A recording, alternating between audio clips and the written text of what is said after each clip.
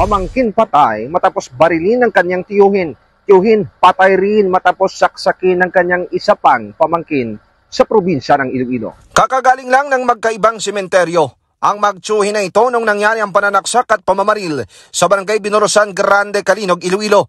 Sa investigasyon ng pulisya, hapon na noong Nobyembre 1, nagmamaneho ng motorsiklo si Eugene Camarig, 34 anyos, habang naglalakad naman ang mga pamangkin nito na sina JR, 34 anyos, at Alan Calderon, 38 anyos. Nagkasalubong ang dalawang kampo sa daan at sinita ng kanilang tiyuhin na si Edmond Carjoleta, 34 anyos, si Eugene, hanggang sa tinutukan ni Edmond si Eugene ang 12-gauge Sumid shotgun. Ngunit pumagitna si JR at nabaril ito sa kanyang dibdib dahilan ng kanyang pagkamatay. At hindi naman napigilan ni Alan ang kanyang emosyon dahil sa sinapit ng kanyang kapatid na si JR.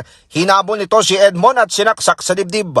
Samantala ang kampo ni Edmond ay magsasampa ng kaso laban kay Alan, pero naghihintay pa ng desisyon ng pulis sa kampo ni JR kung magsasampa rin ito ng kaso. Ipinapaalam ng pulisya sa publiko na kung sino pa ang nagtatago ng baril na hindi lisensyado ay mas maiging i-turn over o i-surrender na lang sa pulisya upang maiwasan ang nasabing insidente at pagkabilanggo ng dahil dito.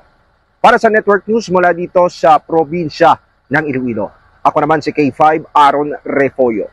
Para sa Kampiyon na Balita, Serbisyo Publiko at Kasiyahan sa bawat Pilipino. K5 News FM. K5 News FM. News FM.